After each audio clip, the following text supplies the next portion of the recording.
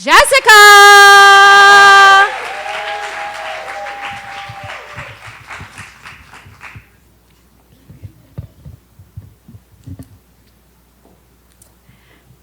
I recently went to prison, but not for the reasons that you might expect.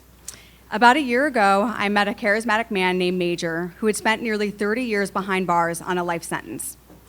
When his sentence was commuted and he came home a few years ago, he felt really unprepared for life on the outside. So he decided to start a nonprofit so he could help other men and women who were facing similar challenges.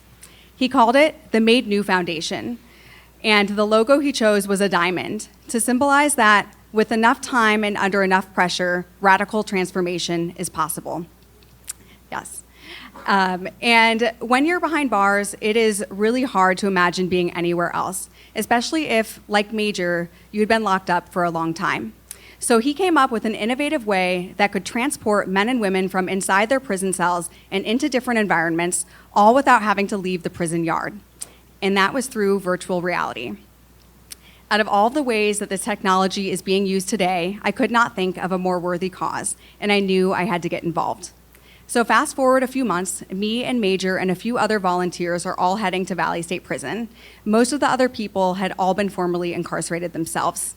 And Valley State Prison was a really interesting prison because it's one of the few in the state of California and in all of the US that has a more rehabilitative model versus focusing solely on punishment. And that was good because it allowed organizations like Made New to go inside and to do our programs there. So we would spend the next 3 days with 25 men, all of whom are coming home within the next 3 years. And on the first day, I went around the room and I introduced myself to each of them. And over the course of the time that I was there, I made it a point to learn each and every one of their names. Harold, Carl, Chico, Jerome, Jeremy. I wanted each of these men to know that I saw them as a person and not as a statistic or for the crime that they had committed. And most of these men had spent so much time behind bars, they were really excited to be able to use our virtual reality headsets. But on the first day, in the beginning, they were really shy and reserved.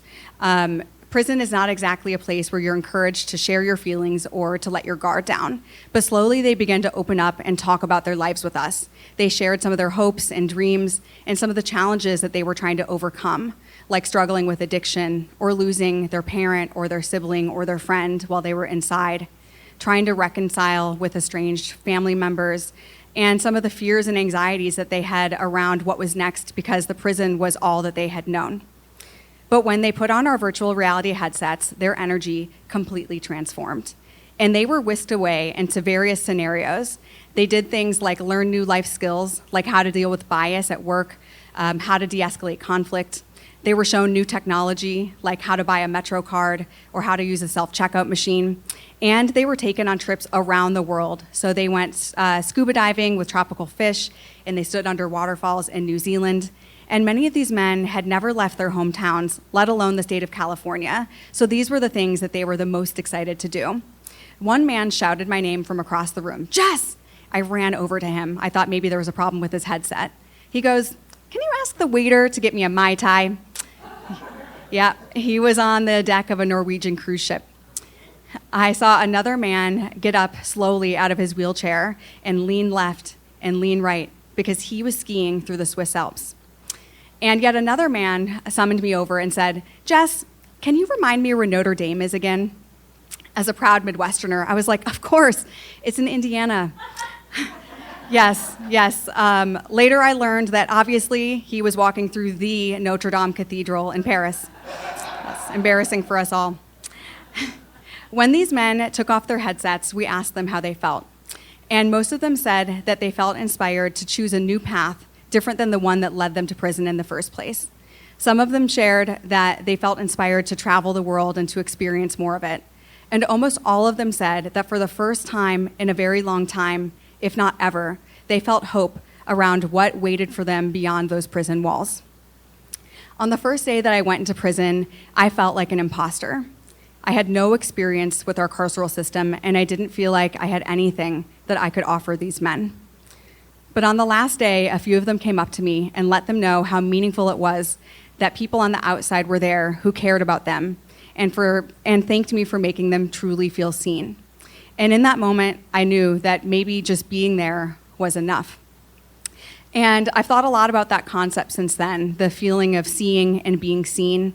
And there were a lot of things that I saw in my days in prison that I wish I could unsee. I wish I could unsee the blue jumpsuits and the cold concrete floors and the huge razor wire fences that separated these men from the men and women who walked free, and some of the pain and anguish in these men's past and their stories. But I also saw a lot of things that I don't want to unsee, some really beautiful things, like the family of bunnies that hopped through the prison yard at dawn, the huge colorful mural some of them had painted on the prison walls, and the smiles that crept across their faces as they put these headsets on and realized that their future could be so much brighter than what had defined their past. And so I think maybe the point isn't to see or to unsee. The point is to see beyond it, to see our shared humanity, and to see that we are all so much more than our biggest mistakes or the worst things we've ever done, and to see that every single one of us is capable of redemption and worthy of a second chance. They say that a piece of coal, I just spoiled it. They say that a diamond is just a piece of coal that did well under pressure. So I hope that all of you can see that with a little love and a little polish, every single one of us can be made new. Thank you.